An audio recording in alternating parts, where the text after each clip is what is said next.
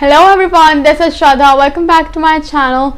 Today I'm here to share a wonderful chat with you people. A few weeks back, I had the immense pleasure and honor to talk to the USA Today best-selling author CC Salmon, and OMG, it was so much fun.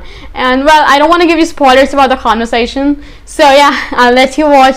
So if you guys are interested, watch this video up till the very end. Best-selling author CC Salmon. First of all, thank you so much, Cece, for doing this with me. I'm so honored and happy that I got this opportunity. Thank you so much. It's an honor, and I just can't thank you enough. Thank you so much. I'm so glad you. Thank you. Right, as I told you before, I have a few questions for you. Do you mind answering them for us? No, it's fine. Okay, my first question. What has influenced you the most as a writer?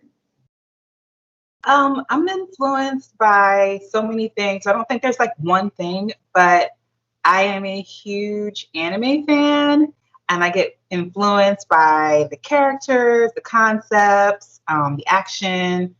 So you'll see some things that are definitely influenced by like Dragon Ball Z, and just that's what I grew up with in high school. So that's carried over to my writing. And then I've been influenced by a lot of what I read. So I've always been an avid urban fantasy reader and paranormal, horror, all of those kinds of things. So definitely by what I read, all of the movies. So those kind of worlds definitely influence me. And just my daydreaming during the day. Just kind of I love people watching and thinking of concepts and from, everyday kind of things. Okay, my next question. Do you like audiobooks, physical books, or ebook read better, and why? I actually read everything. Like I got my hands, I have so many books open right now. I have stuff on my Kindle, I have stuff on my Audibles, I have paperback books. So I don't think I have a preference. I think for me, it depends on what I'm doing. So if I'm cooking, if I'm driving, I love Audibles. If I'm just sitting in bed, then I tend to go towards Kindle or paperback book. And on vacation, same thing, paperback or a Kindle, just something about sitting like a beach or something like that and kind of looking at a book or a Kindle. So yeah, depends on situation. Okay, my third question. What behind the scenes tidbit in your life would probably surprise the reader the most? Tidbit about my life that's behind the scenes. I don't know if it would be a surprise, although some people get surprised about of anime. But maybe what I do for a living, because I work in civil rights and in particular employment discrimination law. And so that's so different than what I do, what I write about. So when I tell people that I'm a writer, they're thinking, oh, you're writing about civil rights and race and serious things. And if people don't know what I do for a living and they, hear that I'm a writer, they're thinking that that's just my world. So they're very drastically different. One went to law school and that's all serious, but writing about fantasy and romance is something that's totally separate and apart from my day job. So yeah. It's surprising. Okay. Oh no, this one's fun. What is the funniest typo you have ever written? I have so many typos because I just write so fast. I don't know if I ever had a funny one though. I was thinking about that. I was like, yeah, I don't have any fun, typos. I just have typos more than I want to have, and I have a huge process that I go through to catch them. I have beta readers, I have an editor, I have an official proofreader. So I have so many different readers because, yeah, then I'll have crazy things. I will say one thing that I did, I don't know if it's not necessarily funny, but it definitely is a typo. The gender swaps or something like that. I've done that where the character started off in one gender and by accident. I was like, oh, and then it was a she in the beginning. It was just my kind of typo of just kind of the energy that the person may have given was maybe really masculine type of energy, and then that kind of subconsciously got into my writing, and I kind of shifted it and had to go back and change it, all that. So that's happened, but try to stay away from typos. Okay, my next question. What is your favorite time to write and why? So because I do have a day job, my favorite time to write is in the evenings.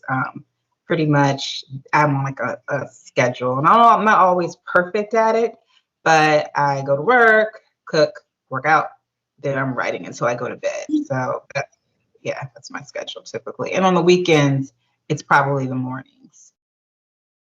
Okay, my next question. How do you think being a writer has helped you as a person? I think it's helped me with getting into people's heads, understanding the motivations of people can be multiple. They don't have to have just, they're not two-dimensional. People are, complex. And I try to make sure that I write my characters just like reality. And also with the work that I do, it's really writing intensive. So I think it helps me with my day job writing. It makes me a better writer and editor in that sense. All right. My next question. What is your favorite word and why? Yeah, so let's think about that one. I don't know if I have a favorite word, but I do have a word that I subconsciously use a lot that my editor keeps telling me about. I use the word like narrowed or same thing, right? Squinted, because a lot of my characters are in situations that are suspicious. And so to display that feeling of like, she narrowed her eyes or she squinted her eyes, and my editor will say, find a different way to explain that this person is suspicious because you're using them back to back. And it's just, I think that's probably the two favorite words that I have, just because the situations keep arising. And normally, if I'm in a situation where I'm like suspicious of somebody, my first thing to do is like squint my eyes. So yeah, doesn't look good to have it repeatedly written there. So I have to mind that. All right. My next question. If you didn't write, what would you do for work? Well, you already, yeah. Yeah, that's what I do for work. But and I am passionate about civil rights and what I do. However, I would love to be a full-time screenwriter. So if I could, afford to switch careers and do something different, I would love to just write television shows and movies. So that would be a dream job. What is your favorite television show? Oh my goodness, favorite television show. That's a good question. I have so many, and now they're all kind of drawing a blank. I like a lot of superhero TV shows. So I just can't say, and I love a lot of sci-fi. So I can't just pick one. Right now, I am most impressed with the Marvel television shows on Disney Plus. Those, like WandaVision, Loki, Falcon and the Winter Soldier. So I'm just going to say, because even though it's not just one show, they're all from the Marvel universe. Anything Marvel universe, I'm there for without a question. So those are my favorite. Anything they put out, I'm watching. So. Do you like the Vampire Diaries by chance? I did. When it was out, that was my go-to show all the time. Yes, even though it was about high school kids and I'm not in high school anymore, I definitely just still love the drama. I love the vibe. So yeah. Okay, my next question. Okay, this is kind of weird.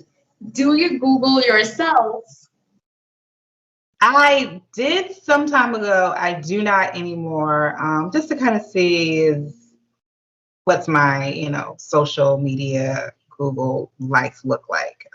Sometimes you just want to know and make sure just for professional reasons, but then I don't anymore. I'm just kind of like, you just got to be careful about what you put out there about yourself, and, just know what you're sharing can come back around.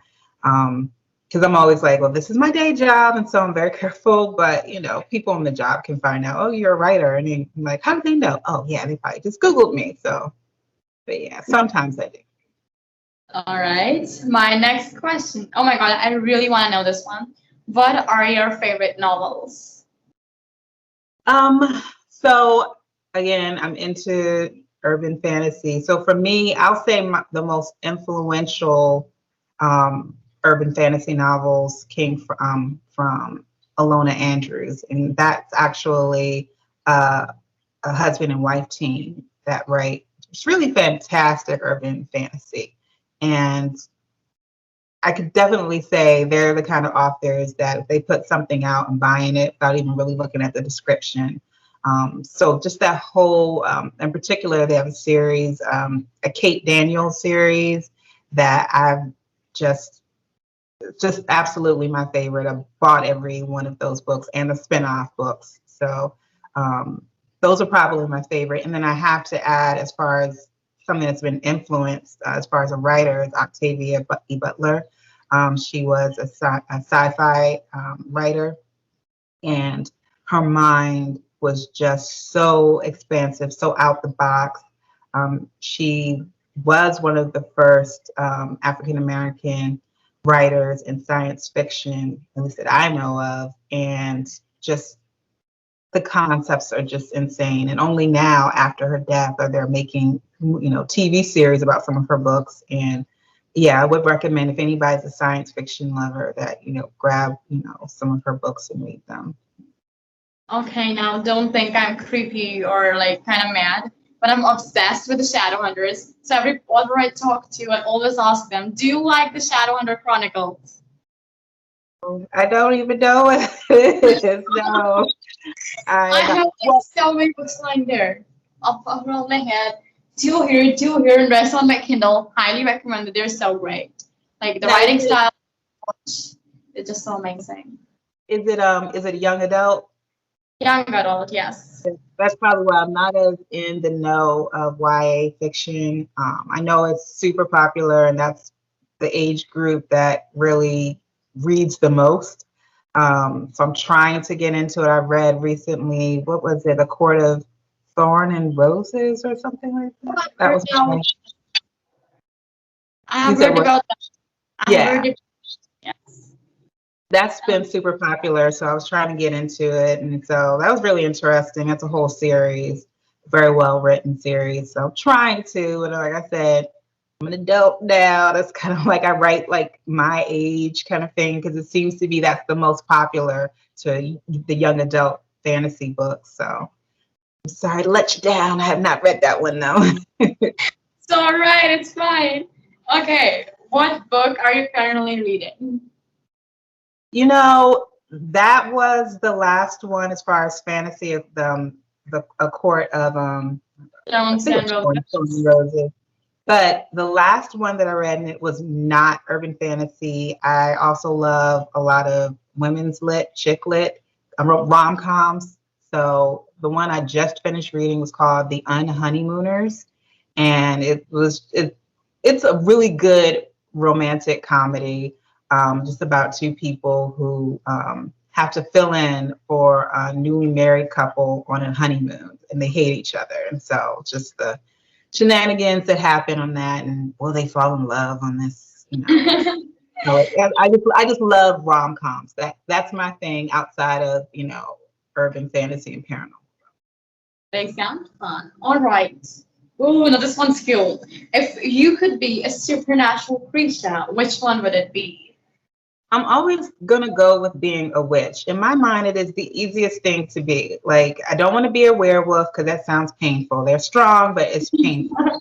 I don't want to be a vampire because I like to eat. And if all I could drink was blood and no food or anything, and I like to be out in the sun. So it just sounds like a miserable life. So to me, being a witch is like the best. You have powers, you can still eat, and you don't have to worry about being in pain because you can, heal with your magic. It's just, I like it.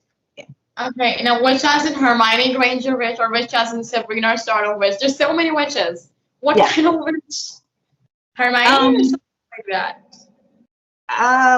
Well, okay, so who's the one? And did you watch the Chilling Tales of Sabrina? You're not No, I familiar just with- turned over the series, so that's why I mentioned I haven't like watched it. because there's a witch in that one called Prudence, who is just the best witch. I like her, and she's kind of similar to, since you watch the Vampire Diaries, Bonnie. Just that kind of witch who has just this ultimate kind of magic, and everybody kind of calls on her to, like, help get things done. Except I probably wouldn't be as nice as Bonnie because I think she was overworked. But yeah, that's kind of witch. Really, really powerful and helpful. Right. Okay, my next question. If you could time travel, would you like to visit the past or the future? I'm nosy. I want to go to the future. I want to see, are cars going to be able to fly? Are we going to have vacations on the moon? I want to see what's going to happen in the world. So yeah, future for sure. Right. And have you ever like considered if there was kind of an apocalypse or something and the world ended? What then would you like Yeah. to visit the future? I don't want to be there for that. But I'll come back and warn people so we can avoid it. Right. My next question. If you had to describe yourself in 3 words, what would they be? I'm inquisitive. I just always have questions. I always just want to know. I am creative because I like to write. I'm always thinking of things. And I think I will say outgoing because I just like to get out and do things and live life. So yeah. That's so cool. My last question. Well, not exactly a question, but anyway, any message you would like to give to your readers? Yeah, I want to definitely thank those who have been reading my books and liking my books, just giving me great feedback on them. Definitely people don't understand how much readers can influence writers, whether we keep writing, how we improve our writing. That's why I always beg people, please leave a review or a rating or something on these book sites, because the writers read them, and I will look at comments and say, okay, they liked this, I'll keep doing that. They didn't like that, I'll make sure I change that for the future books. And if you have readers, that keeps the writer going. If no one's, leaving a review, then you're like, is anyone reading? Maybe I shouldn't keep doing this. So readers are so influential. And so I just want to ask them to leave me some reviews. I appreciate your support, and I have a lot more books to go. I have a lot of stuff outlined in my new series, so more to come. I'm excited for those. All right, thank you so much for doing this with me, Cece. It means the world to me that I got this opportunity to talk to you, to get to know more about you. Thank you so much for your time. It means the world to me. Oh, I really appreciate you, bringing me here, and I hope your YouTube video station, I'm like an old lady, it really grows, and what you're doing is awesome. And I love your backdrop, all the beautiful books and all the layout. Thank you so much. They're kind of giving those aesthetic vibes. Yes, thank you. Did you guys enjoy yourself? Because to be honest, the amount of fun I had cannot be measured in words, or frankly, I just can't express how amazing and ecstatic I felt while talking to Cece, and even after talking to her. She's just so amazing. And a little tidbit, I am not a huge fan of anime. All my friends were like super crazy about it, and I was like, that's cartoon, how can you watch it? Like, okay, think it from a third person point of view. If you are an anime fan, don't take it as offense or something. I don't mean it in an offensive way. I'm like, how can people watch cartoons at this age? I don't even watch movies, I read. So yes, it was kind of a nerve-wracking thing when people are telling me, you're an idiot, you need to watch anime and all. And when I talked to Cece, and then I realized, oh my god, my favorite authors also watch this. Then I had an earth-shattering realization that I'll be watching anime too. See, it's all because of Cece I'm gonna watch anime. And if you're someone who likes anime, let me know in the comment section down below. Or if you're someone like me who's gonna try watching anime, then let me know too. Anyways, whatever the case is, I love to know your opinion. Also, I have told you about this book for I don't know how many times now. I've lost the track. Don't ask me. I've got no idea. But every time I told you, I just started when I was gonna read that book, or was midway in reading that book. But this time I finished reading that book. I finished reading it like I don't know, like last week, I guess. So it's called Girls of Might and Magic. Again, as I told you before in all my previous videos, it's an anthology of 16 stories by 16 different authors. It contains short stories, obviously, it's kind of obvious, and this book is available on Kindle Unlimited. So if you guys are already having an unlimited subscription, do check it out, because well, I literally devoured that one. So yes, you guys are gonna have fun reading that one. I'm gonna talk about it in deeper context in some other video, but in the meantime, you can start reading it if you want to. I'd highly recommend you to do that. Also, if you're new to my channel, hit the subscribe button and like this video and share it as much as you can. Thank you so much for being here. I'll see you guys super soon. In the meantime, start reading all the CC's books.